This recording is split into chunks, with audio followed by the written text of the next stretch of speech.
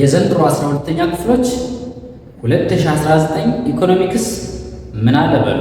ይህንን ቪዲዮ ከተከታተላችሁ ሁሌ የምለቃቸውን ቪዲዮዎች 90 በጣም ለእናንተ ትንሽ ነው። ግን ይህንን ቪዲዮ ሰብስክራይብ ማድረግ ላይክ ማድረግ አይረሳም። እሺ እንቀጥል። ሌላኛው የኪ ማክሮ ኢኮኖሚክ ቻሌንጅ ባላንስ ኦፍ ትሬድ ወይም ደግሞ ትሬድ ባላንስ ነው። ባላንስ ኦፍ ትሬድ ምንድን ነው? እንግዲህ ስለ ንግድ ከታች ክፍልም ሳትማሩ አትቀሩም። ሶ ዋት ኢዝ ባላንስ ኦፍ ትሬድ? ባላንስ ኦፍ ትሬድ ኢዝ ዘ ዲፈረንስ ቢትዊን ዘ ቫልዩ ኦፍ ካንትሪስ ኤክስፖርት ኤንድ ዋት ዘ ቫልዩ ኦፍ ካንትሪስ ኢምፖርት። ባላንስ ኦፍ ትሬድ እያለን የምንጠራው የሀገራት ወደ ውጭ ሀገር የሚልኳቸው ኤክስፖርት የሚያደርጓቸው እቃዎች ቫልዩዋቸው ማለት ነው፣ ወደ ገንዘብ ተቀይሩ ማለት ነው። the values of goods and services exported to the foreign countries minus the value of goods and services imported from country foreign country sorry ከውጭ ሀገር እኛ የምናደርገው ኢምፖርት የምናደርገው እቃ ቫልዩ ማለት ነው። የዚህ ዲፈረንስ ባላንስ ኦፍ ትሬድ ብለን እንጠራዋለን ማለት ነው። so it is the difference between the value of countries export and import ይለናል። በጣም ቀላል ነው ማለት ነው። ባላንስ ኦፍ ትሬድ ኤክስፖርት ማይነስ ኢምፖርት ነው። እኛ ኤክስፖርት ያደረግነው ወደ ውጭ ሀገር the rest of the world ለሌላው ዓለም የላክነው እቃዎቻችን ቫልዩዋቸው ወይም ደግሞ ያስገኙን የዶላር መጠን ማለት ነው። ዶላርን እንደ ምሳሌ ብንወስድ ሲቀነስ ምን the value of goods imported into the country ወደ ሀገራችን ያስገባናቸው የተለያዩ እቃዎች የነሱ ቫልዩ የዚህ ዲፈረንስ ባላንስ ኦፍ ትሬድ ብለን እንጠራዋለን። በነገራችን ላይ የኢትዮጵያ ባላንስ ኦፍ ትሬድ ፖዚቲቭ ነው ኔጌቲቭ ነው? ካን ዩ ገስ ልትገምቱ ትችላላችሁ? አብዛኞቻችን ባላንስ ኦፍ ትሬድ ላይ ስንመጣ የኢትዮጵያ ባላንስ ኦፍ ትሬድ ፖዚቲቭ ይመስለናል፣ ነገር ግን ኔጌቲቭ ነው። ለምን ካልን እኛ ኤክስፖርት የምናደርገው አድርገን የምናገኘው ዶላር ኢምፖርት ስናደርግ ከምንከፍለው ዶላር ስለሚያንስ ማለት ነው፣ ስለሚያንስ ሶ ቫልዩ ኦፍ ኤክስፖርታችን ሌዛን ቫልዩ ኦፍ ኢምፖርታችን በመሆኑ ምክንያት የኢትዮጵያ ትሬድ ባላንስ ለብዙ ዓመታት ኔጌቲቭ ነው ማለት ነው። ኔጌቲቭ ነው ማለት ነው። ለምሳሌ 10 ቢሊዮን ዶላር ገደማ እቃዎችን ወደ ውጭ ሀገር ልከን ወይም ሽጠን እኛ ግን 30 ቢሊዮን 20 ቢሊዮን እቃዎችን የምናስገባ ከሆነ ይሄ ምንድነው ማለት ነው? ኔጌቲቭ ትሬድ ባላንስ ነው ማለት ነው። እሺ ለማንኛውም ሶስት ዋና ዋና የትሬድ ባላንስ ታይፖች አሉ። ታይፕስ ኦፍ ትሬድ ባላንስ። የመጀመሪያው ትሬድ ሰርፕለስ ብለን እንጠራዋለን። ሰርፕለስ ሚንስ ምንድነው ማለት ነው? ብዙ ማለት ነው። ሶ ትሬድ ባላንስ እንግዲህ ሶስት አይነት አለው። ትሬድ ሰርፕለስ፣ ትሬድ ዴፊሲት እና ባላንስድ ትሬድ ብለን እንጠራቸዋለን ማለት ነው። ትሬድ ሰርፕለስ የምንለው ወይም ኤክስፖርት ግሬተር ዛን ኢምፖርት ሲሆን እኛ ወደ ውጭ ሀገር የምንልከው እቃ ቫልዩ ከምኑ ኢምፖርት ከምናደርገው ከበለጠ ያማት ኤክስፖርት ማይነስ ኢምፖርት ምን ከሆነ ፖዚቲቭ ከሆነ ምን ብለን እንጠራዋለን? ትሬድ ሰርፕለስ ብለን እንጠራለን ማለት ነው። this means more goods are sold than bought ይላል። እኛ የሸጥነው እቃ በጣም ብዙ ሲሆን ከገዛነው ይልቅ የሸጥነው በጣም ብዙ ሲሆን ትሬድ ሰርፕለስ ብለን እንጠራለን ማለት ነው። ሶ ቅድም የነገርኳቸው ኢትዮጵያ ከምትሸጠው ይልቅ ምንድነው የምንገዛው ይበልጣል። በዚህ ምክንያት እኛ ትሬድ ሰርፕለስ አይደለም፣ ትሬድ ዴፊሲት ነን ማለት ነው። ሁለተኛ ላይ ያለው ነው ኢትዮጵያ እንግዲህ ለብዙ ዓመታት ያለችው።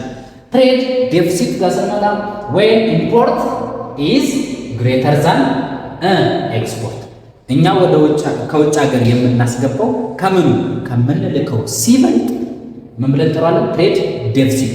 በሌላ አነጋገር ይሄ ኔጌቲቭ ትሬድ ተብሎ ይጠራል ማለት ነው። ኔጌቲቭ ትሬድ ተብሎ ይጠራል ማለት ነው። ሞር ጉድስ አር ባውት ዛን ዋት ሶልድ በጣም ብዙ እቃዎችን የምንገዛ ከሆነ ከምንሸጠው ይልቅ ትሬድ ዴፊሲት ወይም ኔጌቲቭ ትሬድ እንሆናለን ማለት ነው። ሶ መኒ ፍሎ አውት ኦፍ ደ ካንትሪ በጣም ብዙ ገንዘብ እኛን ያስወጣናል ማለት ነው። እኛን ያስወጣናል ማለት ነው። ሶ በዚህ እንግዲህ ትሬድ ዴፊሲት የሆኑ ሀገራቶች ብዙ ጊዜ ከውጭ ሀገር የሚያስገቡትን እቃ በብድር ነው የሚሸፍኑት ማለት ነው። እንግዲህ ባይላተራል ሊሆን ይችላል፣ መልቲላተራል ሊሆን ይችላል። ከተለያዩ ሀገራቶች ከወዳጅ ካንትሪዎች ተበድረው ነው ኢምፖርት የሚያደርጉት ማለት ነው። ማሽነሪ ሊሆን ይችላል፣ መኪናዎች ሊሆኑ ይችላሉ፣ ስንዴ ሊሆን ይችላል፣ የተለያዩ ፓክድ የሆኑ ምግቦች ሊሆኑ ይችላሉ። እነዚህ ኢምፖርት የሚያደርጉት ትሬድ ዴፊሲት ካንትሪዎች በብድር ነው ማለት ነው። ለዛ ነው ቫልዩ ኦፍ ኢምፖርታችን ከቫልዩ ኦፍ ኤክስፖርታችን ሲበልጥ ትሬድ ዴፊሲት ብለን የምንጠራው ወይም ኔጌቲቭ ትሬድ ብለን የምንጠራው ማለት ነው። ይሄ አደገኛ ነው፣ የዶላር እጥረት ይፈጥራል ማለት ነው ባጭሩ። ሶስተኛው ባላንስድ ትሬድ እያልን የምንጠራው ባላንስድ ትሬድ ወይም ዴር ኢዝ ኖ ሰርፕለስ ኦር ዴፊሲት።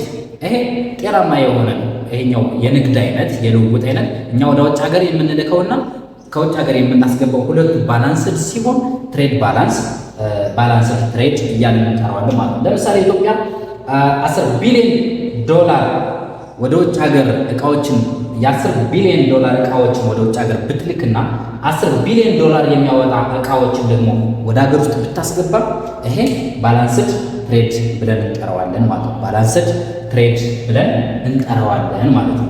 እነዚህ ሶስቱ ታይፕስ ኦፍ ባላንስ ኦፍ ትሬድ ተብለው ይጠራሉ ማለት ነው። ሌላኛው የማክሮ ኢኮኖሚ ቻሌንጅ ከማክሮ ኢኮኖሚ ቻሌንጅ ቢዝነስ ሳይክል። ቢዝነስ ሳይክል ዋት ኢዝ ቢዝነስ ሳይክል? ምን ማለት ነው ቢዝነስ ሳይክል? ዲፋይን እናድርገው እስቲ። ቢዝነስ ሳይክል ኢት ኢዝ ፍላክቹዌሽን ኦፍ ካንትሪስ ዋት ጂዲፒ ኦኬ ኢምፕሎይመንት ፕሮዳክሽን ኢንካም ኤንድ ሌሎች ነገሮች ምን ሲሆኑ ነው ፍላክቹዌት ሲያደርጉ ለአመታት ሊሆን ይችላል ወይም ቢትዊን ይርስ ሊሆን ይችላል ኦቨር ታይም ለብዙ አመታት ሊሆን ይችላል ማለት ነው። ፍላክቹዌት ሲያደርግ ይሄን ምን ብለን እንጠራዋለን ማለት ነው? ቢዝነስ ሳይክል ብለን እንጠራዋለን ማለት ነው። ኢን ሾርት ኢት ኢዝ the ups and downs of the country's economy። የአንድ ሀገር ኢኮኖሚ አፕስ ኤንድ ዳውንስ ከፍና ዝቅ ሲል ማለት ነው። በደንብ በግራፍ አሳያቸዋለሁ። ጠብቁኝ እስከ መጨረሻ። 4 አይነት ፌዞች አሉ። የመጀመሪያው ኤክስፓንሽን ይባላል። ሁለተኛው ፒክ ወይም ቡም ይባላል። ሶስተኛው ኮንትራክሽን ወይም ሪሲሽን ይባላል። የመጨረሻውና አራተኛው ዲፕሬሽን ወይም ደግሞ ትሩፍ ተብሎ ይጠራል ማለት ነው። ይሄኛው ሌላኛ ስሙ ሪከቨሪ ይባላል። ሪከቨሪ እያንዳንዱ እንያቸው። ኤክስፓንሽን የምንለው ኢኮኖሚያችን ማደግ ሲጀምር ነው። ፖዚቲቭ ኤክስፓንድ ሲያደርግ ኦኬ ራይዝ ማድረግ ሲጀምር ነው ማለት ነው። ዲስ ኢዝ ዘ ፔሪድ ዌን ዘ ኢኮኖሚ ግሮዊንግ ስታርትስ ቱ ግሮው። ኢኮኖሚ ግሮው ማድረግ ሲጀምር ኤክስፓንሽን ብለን እንጠራዋለን ማለት ነው። የተለያዩ ካራክተሪስቲክሶች አሉ ኤክስፓንሽን። ይሄኛው ፌዝ ጂዲፒ ይጨምራል ወይም ጂዲፒ ራይዝስ ኦር ኢንክሪዝ ያደርጋል። ፕሮዳክሽን ይጨምራል፣ ኢንካም ይጨምራል፣ ኢምፕሎይመንት ይጨምራል። ኦኬ የስራ ዕድል ወይም ሰዎች የስራ የሚያገኙበት ሁኔታ እየጨመረ ይሄዳል ማለት ነው። አውትፑት ይጨምራል። ብዙ ነገሮች እዚህ ጋር መጨመር ይጀምራሉ ማለት ነው። ሶ እነዚህ ዋና ዋና ፊቸሮች ናቸው ማለት ነው። ሁለተኛው ፒክ ወይም ቡም ነው። ቡም ይሄ the upper ወይም ደግሞ the highest point of the business cycle ነው ማለት ነው። ቡም እያልን የምንጠራው ወይም ፒክ እያልን የምንጠራው it is the highest point of the business cycle። ኢኮኖሚያችን highest point ላይ የሚደርስበት ሲቹዌሽን ነው። ሶ highest የሆነ ጂዲፒ ይኖረናል፣ ፉል የሆነ ኢምፕሎይመንት ይኖረናል ማለት ነው። እዚህ ጋር ፉል የሆነ ኢምፕሎይመንት ይፈጠራል፣ ሃይ የሆነ ፕሮዳክሽን ይኖረናል፣ ሃይ የሆነ ኢንካም፣ ሃይ የሆነ ኢንቨስትመንት ይኖረናል ማለት ነው። ይህንን ፒክ ወይም ቡም ብለን እንጠራለን ማለት ነው። ሶስተኛ ኮንትራክሽን ወይም ደግሞ ሪሲሽን ብለን እንጠራዋለን። የዚህ ነው ተቃራኒ፣ የኤክስፓንሽን ተቃራኒ ነው ማለት ነው። ኤክስፓንሽን ማደግ ነው መጨመር ነው ብለን ነበር። ይሄ ደግሞ እንደገና መቀነስ ሲጀምር ነው። ከኢኮኖሚው ከነበረበት መቀነስ ሲጀምር ኮንትራክሽን ወይም ሪሲሽን ብለን እንጠራዋለን ማለት ነው። ወይም ኢኮኖሚ ኢዝ ስሎው ዳውን። ኢኮኖሚ ምን ሲያደርግ? ስሎዊንግ ዳውን ሲያደርግ መቀነስ ሲጀምር ከነበረበት ማለት ነው። ሶ ጂዲፒ ይቀንሳል፣ ዲክሪዝ ያደርጋል። ኦኬ ፕሮዳክሽን ኦፍ ጉድስ ይቀንሳል፣ ምርታማነት ይቀንሳል ማለት ነው። ብዙ ኢንቨስትመንቶች ሊዘጉ ሊቆሙ ይችላሉ ማለት ነው። የገቨርንመንት ቢሆን የፕራይቬት ሴክተሩ ኢንቨስትመንት ሊቆም ይችላል፣ ምርታማነት ይቀንሳል ማለት ነው። አንኢምፕሎይመንት ይጨምራል። እዚህ ጋር መያዝ ያለባቸው ነገር ስራ አጥነት እዚህ ጋር በጣም ነው የሚጨምረው። ለምን? በጣም ብዙ ተቋማቶች ወርከሮቻቸው ሰራተኞቻቸው ላይኦፍ ሊያደርጉ ይችላሉ ማለት ነው።